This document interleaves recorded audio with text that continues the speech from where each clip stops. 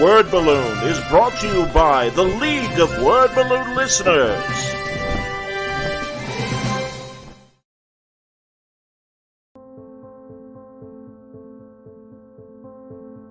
Every part of comics and artwork is a form of communication with other people. It's not just a, here, let me direct my thoughts at you as a dictation of concept, but it's hoping to convince you of how cool you think a visual could be or a story could be. And you're trying to communicate ideas, and in one part storytelling and greater part just graphic impact, you're hoping to relate a sense of energy, urgency, and enthusiasm to people. That there's a lightning of spirit that comes out of superheroes that has always worked for me. That it isn't really about the practicality of what they might do, it's not the practicality about grown men punching each other in costumes. It really isn't about that. It's a visual metaphor. And that metaphor could be for a lot of things, but it's mostly just about the energy and enthusiasm that can be found in the fun of life.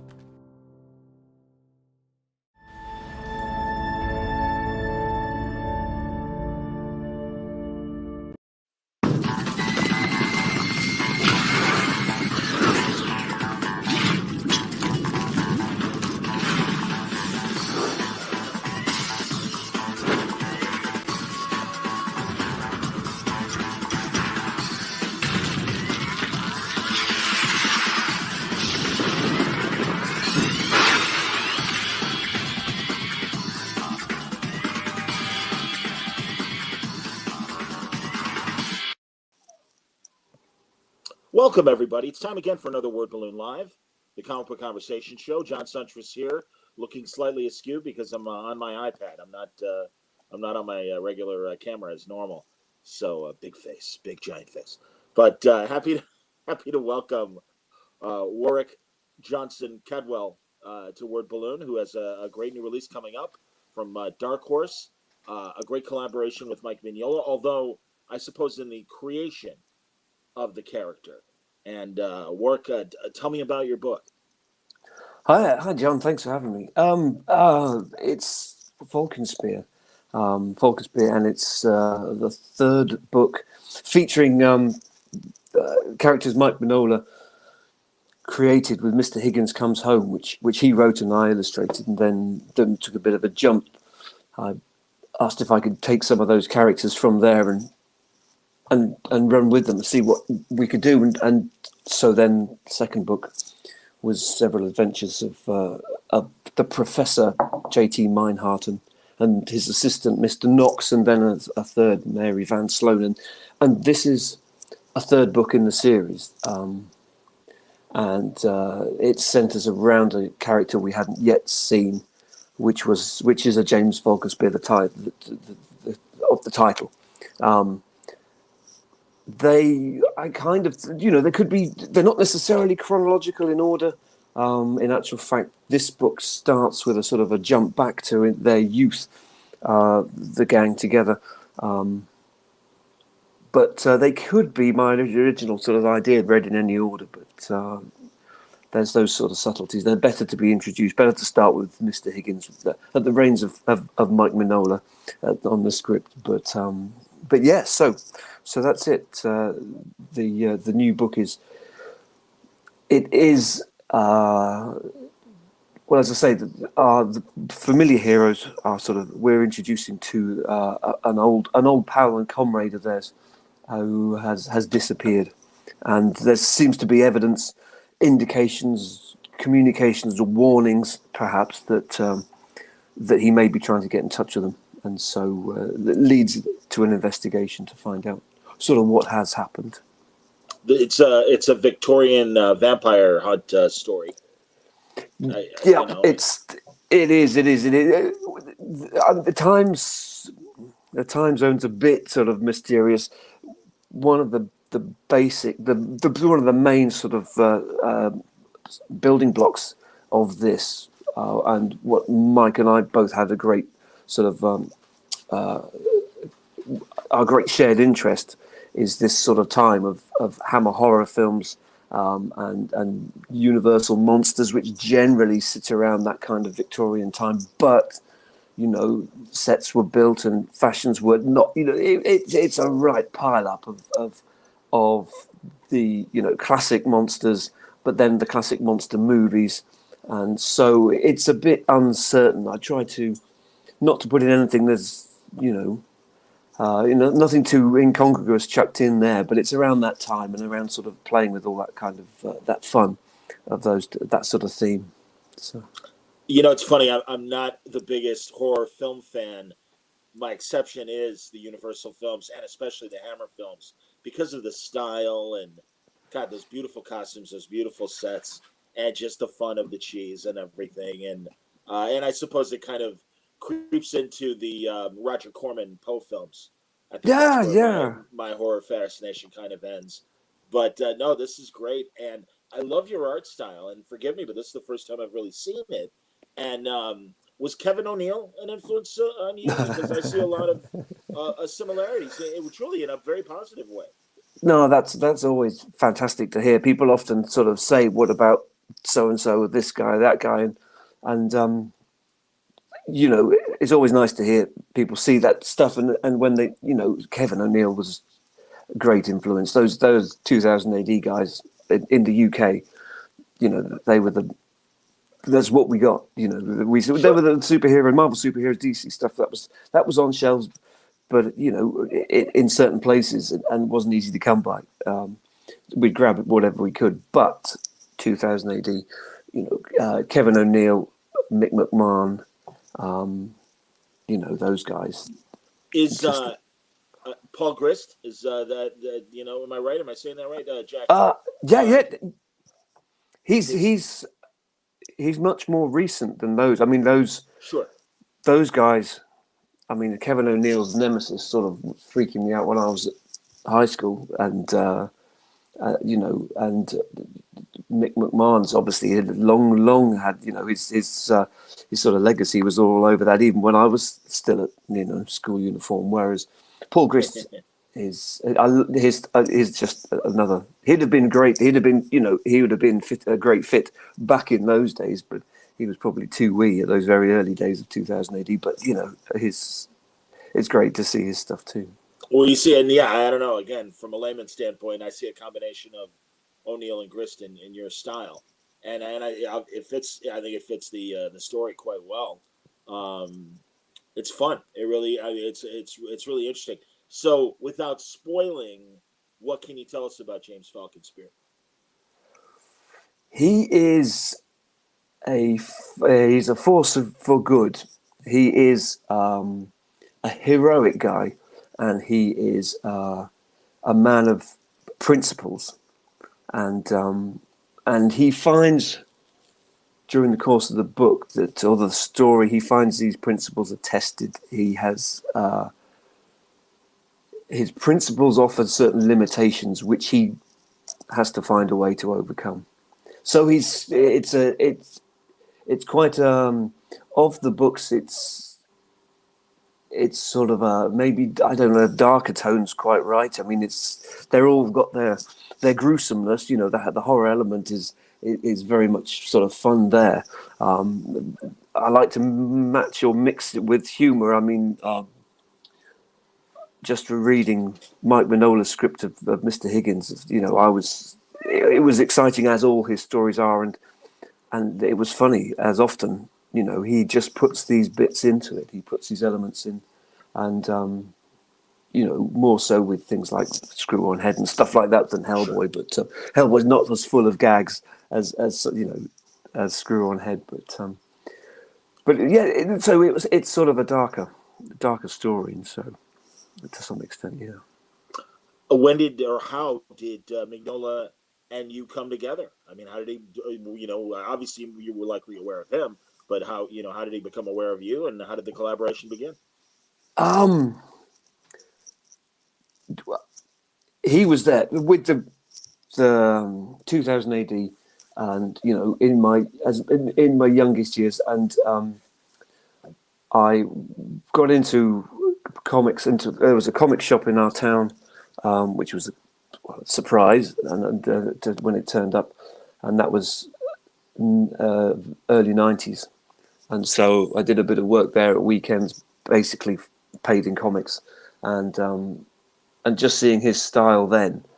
He was on X Factor covers, and he was on Jungle Saga, and I was drawn to it instantly, and that was still, it's amazing now to see covers that I recognise and remember loving as a youngster with the Marvels, or with the superhero stuff, and then realising that was either penciled or inked by Mike. But then I just went headlong, and then when I first started, it was the Topps Draculas that well, I mean, I'd been enjoying this stuff beforehand, and the Topps Draculas were great, and then Hellboy, and then so he's always been, a great influence and legend, in my point of view, and I would just do this sort of work, and I was drawing stuff and posting it on a blog, and the Hellboy would pop up. It was, I think, the first time I knew or heard that he'd even seen any of my stuff was I was drawing. I just drew it was three images of there's a Bedknobs and Broomsticks, a Disney film. Of course, animation yes. And live action. Yes, and it's it's the witch, and so Angela there's Lansbury, Angela Lansbury, and is the witch, and then at the end, on the British shore, there's this Nazi U-boat lands, and these Germans, these Nazis storm, and then she fights. It's witchcraft versus Nazis. It's just sort of hell. So anyway, I did some. Yeah. I just did a few drawings of if that was in the Hellboy universe. So the Nazis that were landing might have been, the Cronin and Krigaffy and those guys, and it was just a joke. But someone had, I think, they'd pass them on, and I had an email from Mike just to say he'd seen them. And that was years ago. But we ended up meeting up in Thought Bubble UK Comic Convention, our biggest and best UK comic show, and we were 2 of 4 artists on a sketch panel, so we were chatting while drawing, and afterwards I scampered back to his table to get a book signed and to give him some of my books, and he said then we should do something together, which was just, well, that would have been it. If it all finished there, that still would have been the best thing in the world ever. And then so it was just bonkers a few weeks later when he reminded me, he said, yeah, we should really. And then he got back in touch with a bit of an idea, and every step of the way I just thought, well, this is where it's got to finish. It's got to stop sometime. And so this is going to be where it's, and this is all fine. This is more than I could wish for.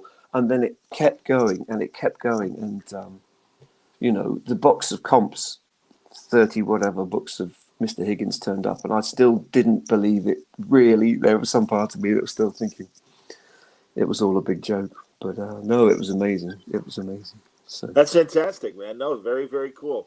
Hey, you got a Chicago question here from Ramsey. Hang on a second. Ramsey asks, will there be a Dangeritis sequel or another Richard Ball? Excuse me. He says Robert Ball. He meant Robert. Yeah, no. So well. This was another one of these. Yes, I hope so. Always hope so. But we've had plenty of time and still not done anything. And so I don't know what's wrong with us. But yeah, it would be good. I don't suppose it would be Dangeritis. We had a Robert Ball, awesome artist, and we would chat online and bits and pieces, and we talked about what we liked in comics, and then just decided maybe, that we were kind of keep the conversation going, but drawing it instead. So we had this character called Derek Danger, and it's online, Dangeritis on Tumblr, I think. But it was just he'd do a page, put him into trouble, and then my page would hoik him out of trouble and stick him in another problem, and then that was it. And it wasn't a story design. We just thought we'll just do because this is fun. And it turned out, well, I thought it turned out brilliant. So wow. So this was purely done as kind of an exercise between the two of you on Tumblr? And then exactly. Did you publish it, or? We did, yeah, we did. We finished. We got to a point. Well, I think we were just bashing it back and forth, and then it got to a point where we thought, well, all right, we'll just, we sort of work out a vague how it's going to finish, so we don't, go completely off the rails. And then we started to sort of mix it up a bit, where we'd share pages and do bits, and so. But it was meant. It was meant as a conversation, sort of, what do we like, and we had it online. It is online still. It's still sort of dangling up there, but we got it printed and we were taking it to a comic show. And I saw the book for the first time. We met on the train. It was another thought bubble, and we met on the train. Went up together, and I remember reading it on the train. And I thought it was brilliant. I was laughing at my jokes. I was laughing at his jokes because they were funny. I was laughing at my own jokes, like I'd never read them. Or it's sort of embarrassing every time I think of it now. But it was brilliant. But I think that Dangeritis, to do another one would be quite hard. We'd have to try something else. Sure. Because the way it turned out, the way it worked out, sort of was great and were quite natural. I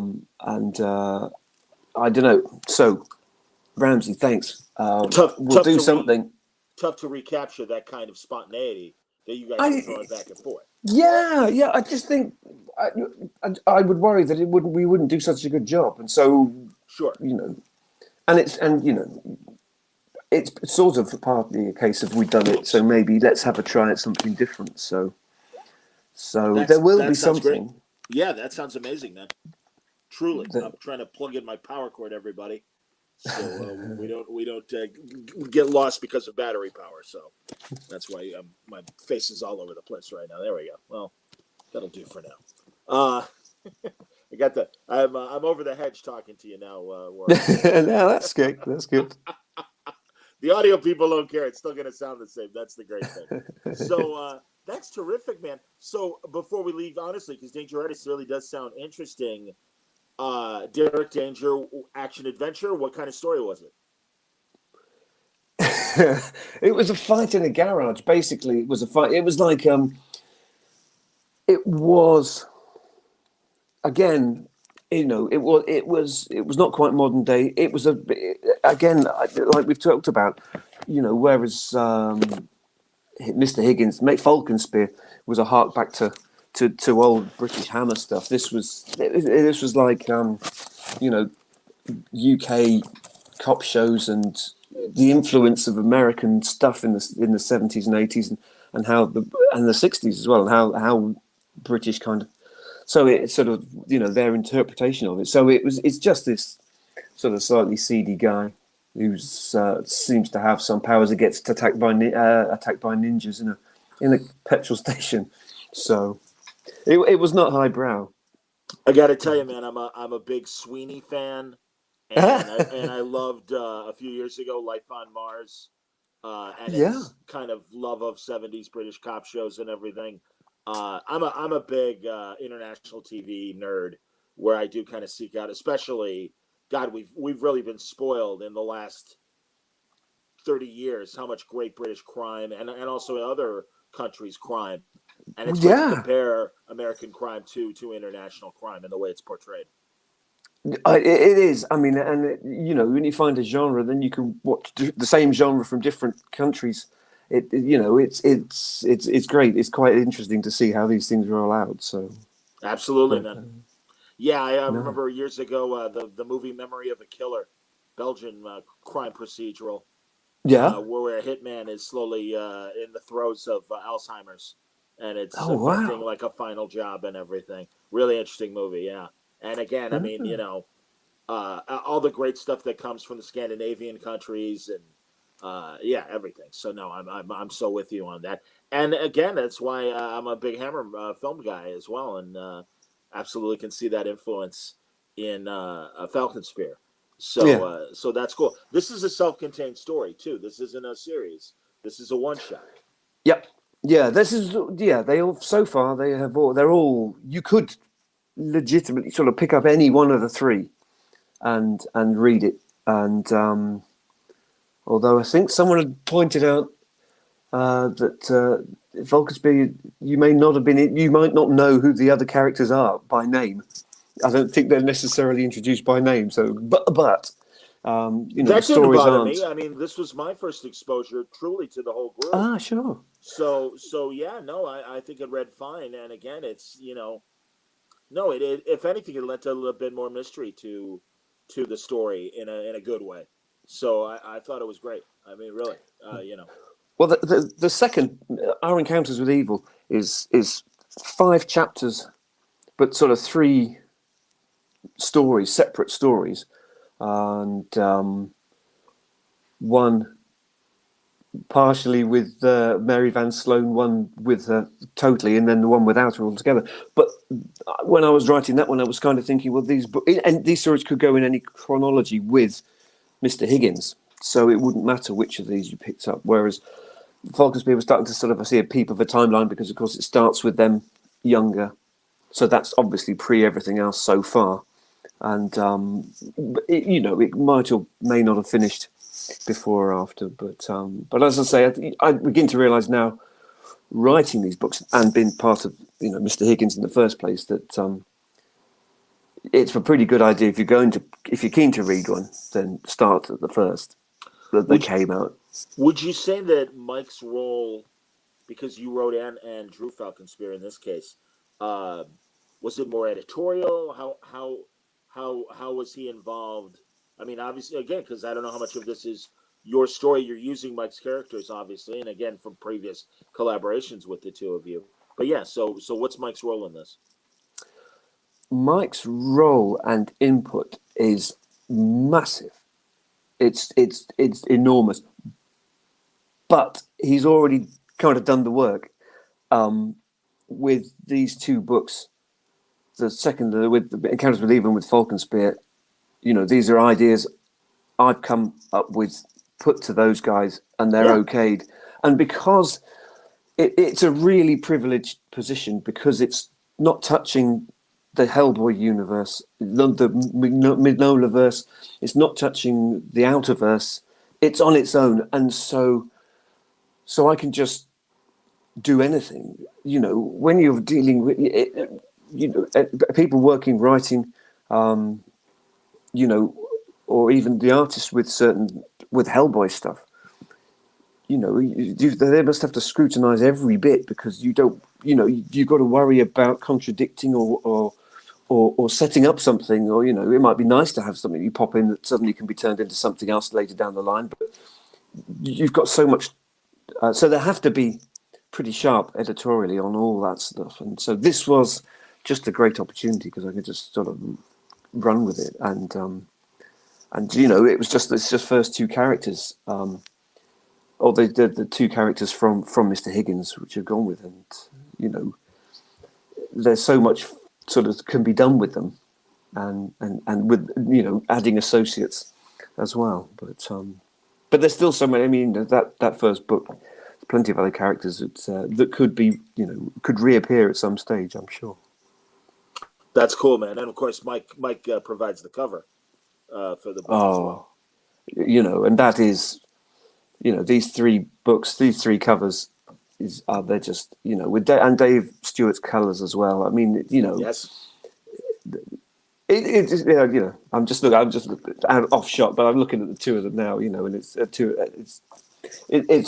so exciting to see. Just still, so the first time they sort of popped up, and it was, again, he got in touch, just messaged, because he was doing the cover, and he wanted to, he wanted an idea of what was Mr. Higgins going to look like, which I think at that early stage I'd got a load of possible ideas, but nothing definite. But he wanted to get the cover done, so I sort of sat and worked it out, drew it, and sent it. I think it was an hour or so later. Just sent an idea of of what it was going to be, and that was a weird situation. I was actually drawing for Mike Mignola there and then. I don't think he was tapping his fingers at the end of the phone or at the end of the email, but we'd just had a brief conversation, and then I was drawing, and I was going to send him that, which he then was going to draw, which is, for a big Mike Mignola fan, that was bonkers. Sure, man. So, do you have you drawn Hellboy or any of the other Mignola verse events? No. I mean, yes, obviously I've drawn a million of them by myself, but Sure. nothing yet, out there. But I mean, there's so many just awesome people working on it. I always So tell Mike my favorite of his characters. I mean, Hellboy's great. Don't get me wrong, and Screw on Head and everything. I'm a massive Lobster Johnson fan yeah, because I yeah. love those 30s and 40s serials, and I mean, it just really captured that essence, and it really is. I just love the idea that Mike has this golden age superhero character, and yeah, it's a ton of fun, and I would love to truly see you draw a Lobster Johnson. I think that'd be amazing. Oh, cool. Well, no, I'd certainly, yeah. At the drop of a hat, yeah, no trouble. So, Perhaps eventually I'm going to make it a thought bubble. Maybe if I see you at your artist table or something like that, I'll be like, yeah, draw me Lobster oh, Johnson. well, yeah, no problem. Definitely.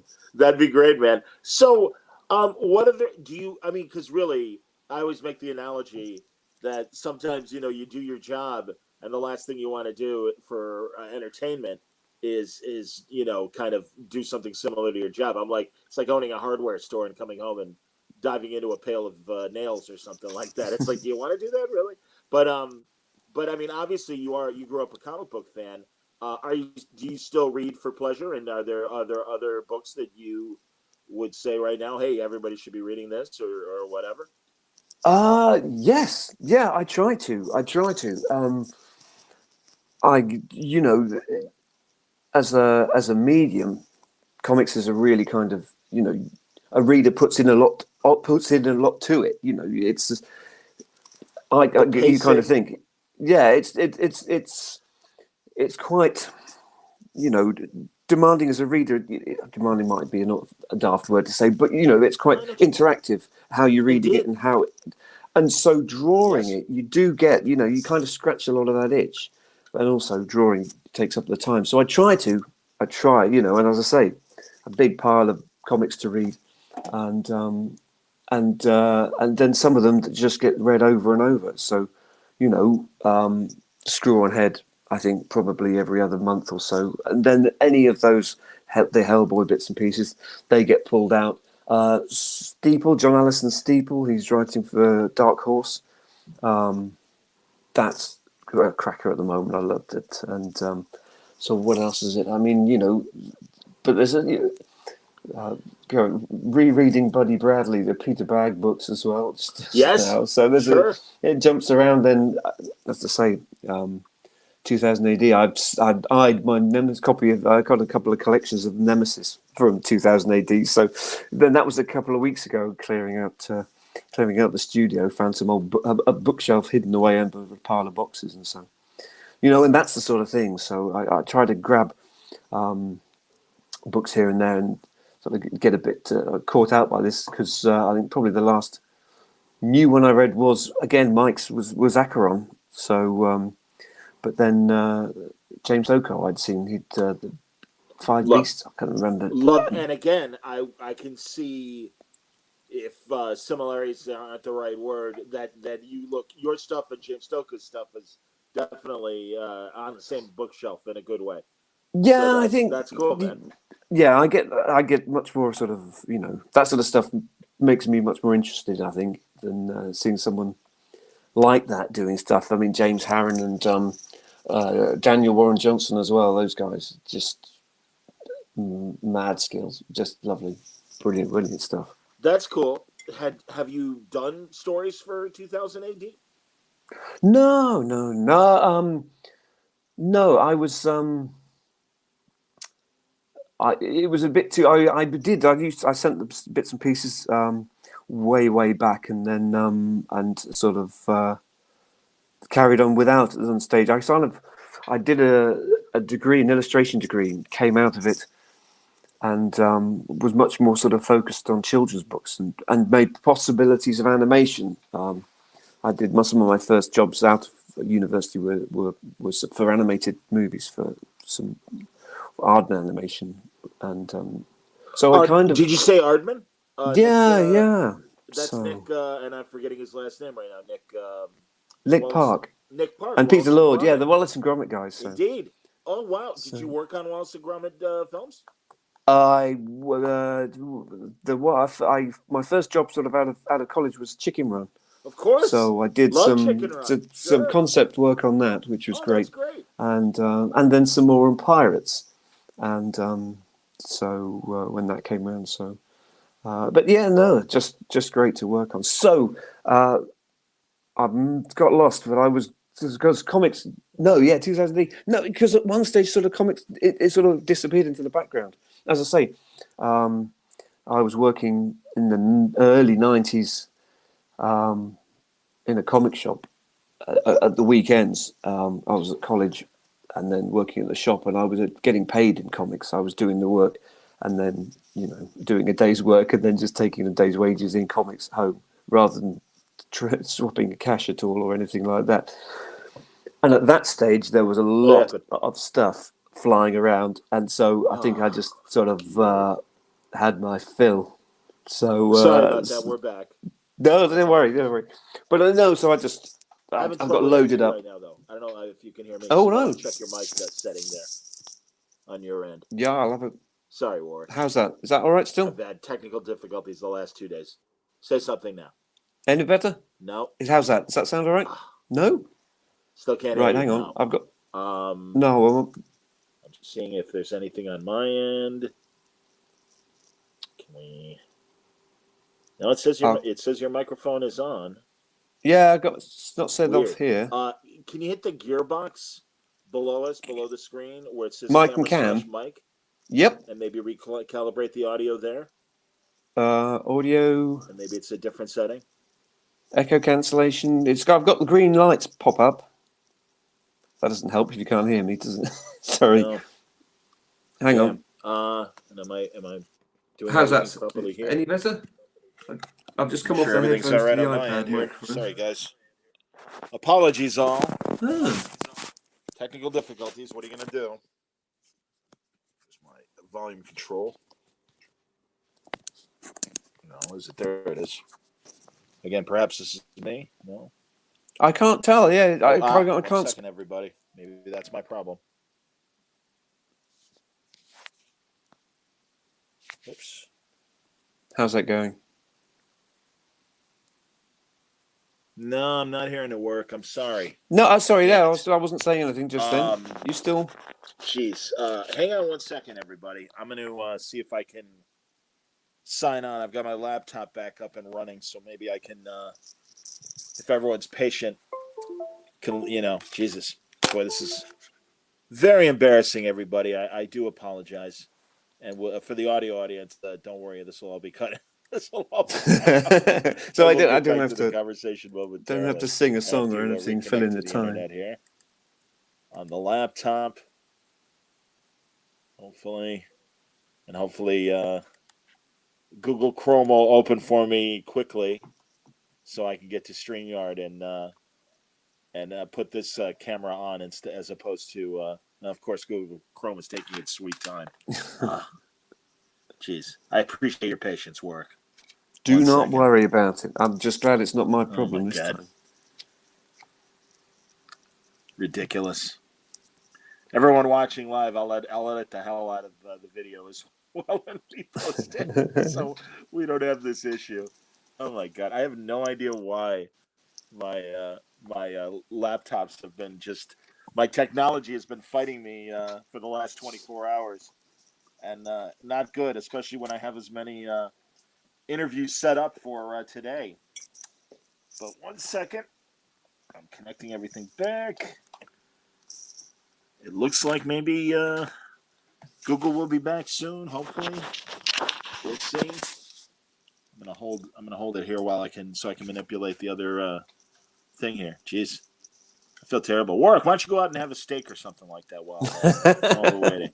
Uh, hopefully soon.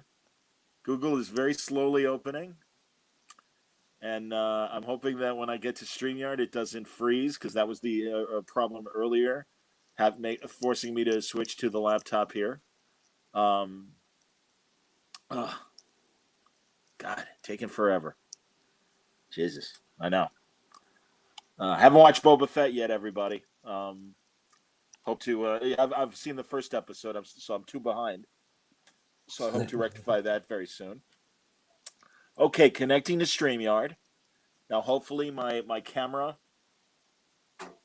and my microphone will sync quickly, and I will momentarily take myself out of the iPad picture and hook up the to the laptop. So I'm entering the studio now. Hopefully, there we go. Everything's loading slowly, but loading nonetheless. It's bad. Good thing I have a background in sports. I can kind of give you guys play-by-play while I'm connecting here. Everyone's being incredibly patient, dealing with my nonsense. So that's a good sign. Come on, camera, turn on.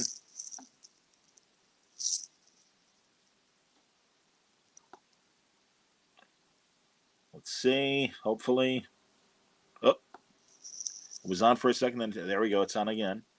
How's All right, that? it's negotiating with the laptop. I see my microphone level is working. That's good. Come on, camera. So close. You're a good man, Warwick. Hang on there.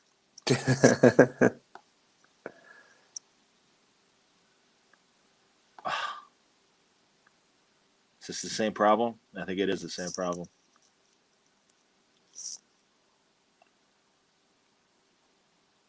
Yeah, and again, I don't know what else you could do on your end, Warwick, to from the microphone standpoint. I am still listening, so if you are able to fiddle around or anything like that, I'll be able to tell you when I hear a difference. Yeah, well, I've got green lights. I've got back on again. Cam mic. Come on. Good Got Lord. the camera audio. I'm on the headset. Auto, yeah. Everything sort of on. Looks Driving right. me Got nuts. green lights.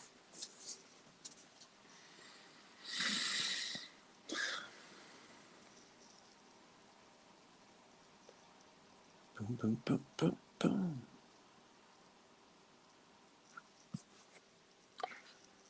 Okay, now it's trying again, hopefully. Okay, I see. Oh, no. Okay, hold on. Oh. All right, the camera worked. It's on, but now it's frozen. Okay. Lord.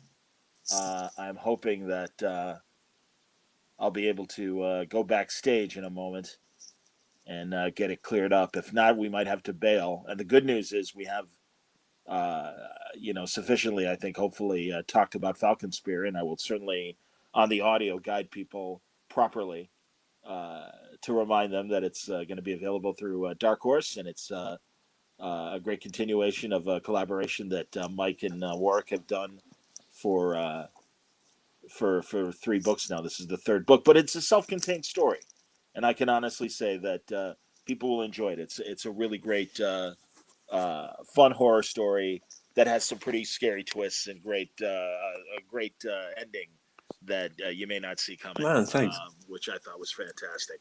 Yeah, I'm sorry, Warwick. I'm gonna have to give up. I apologize. Yeah. Yeah, I'm sorry. No, the laptop isn't working, and not being able to hear you on the Sure. here on the iPad, I think we're screwed. But I really appreciate you coming on, and truly, I promise to get this rectified. And even if prior to release, if you want to do a second conversation, I'd be more than happy to do that to give you Yeah. proper. I don't know whether you can hear me. Really, See me? really Yeah. it. No, that's All right. Thank you it's so cool. much, everybody. Warwick Johnson Cadwell. The book is called Falconspear. Hey, as everyone knows, I only talk about books that I like here. I don't do critiques. So I enjoyed the book, and I really look forward to having Warwick back, and hopefully we can reschedule when my technical difficulties will subside, and we can we can have a better conversation.